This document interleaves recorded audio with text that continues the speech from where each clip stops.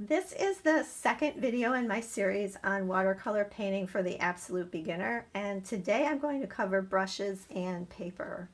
The supplies I'm going to recommend can be purchased locally at Michael's or Hobby Lobby, or if you have a Blick art store by you, or of course you can always purchase online. So let's begin with brushes. Watercolor brushes come in two general shapes, round and flat, and they are numbered for size. There will be a number on the handle of every brush. This is an 8, this is a 6, this one is a 14. So the higher the number, the larger the brush. A good watercolor brush will have spring to it. So if you bend the bristles like this and let go, the bristles should spring right back quickly.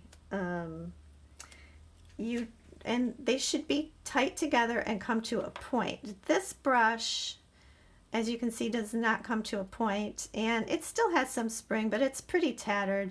You're not going to get good results if you use a brush like this, and you definitely don't want to use a brush out of like a cheapy watercolor set. Don't like go in your kids' art supplies and grab a brush. You want to buy a fairly decent. I just bought this brush at Michael's. It was only $10, so it's not crazy expensive, but it will work well. And it was in the art section of the store, and it was labeled for watercolor painting. And this is the only brush I'm going to use in this series. So if you buy one brush, I would recommend a round size 8. It doesn't have to be Grumbacher. You don't have to get it from Michael's, but one brush like this is enough to get you started. So let's move on to paper. Watercolor paper comes in a huge variety of weights, surfaces, from smooth to rough. It can be handmade, machine made. It can have decal edges. It can come in a pad or individual sheets or blocks. So in the interest of time, I'm just going to recommend that you buy a pad of watercolor paper like this one. This one is by Canson, and I bought this at Michael's. It is cold press. It will say cold press.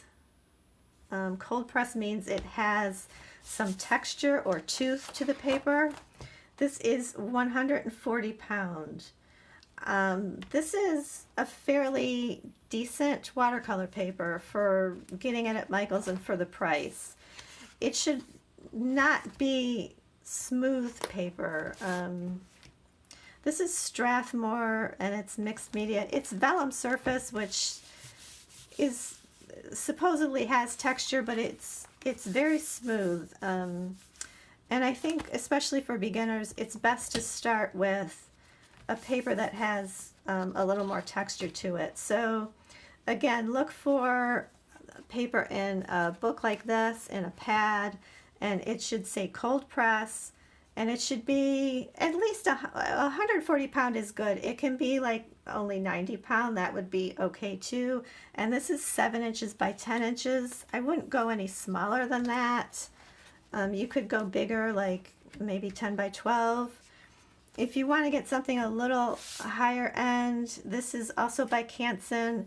It's their Montville series of watercolor paper, and this is in a block. This has a little more texture to it than this one does, and the sheets are bound on 4 sides to this kind of paper. This is called a Watercolor Block. It has a little split right here, so you put a palette knife, or you could use a butter knife, and you just pull along the edge all the way around, and that will release the paper from the block.